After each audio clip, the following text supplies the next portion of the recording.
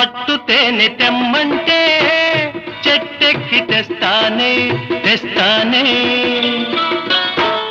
మిన్నాగు మణినైనా పుట్టలోంచి తీస్తానే తీస్తానే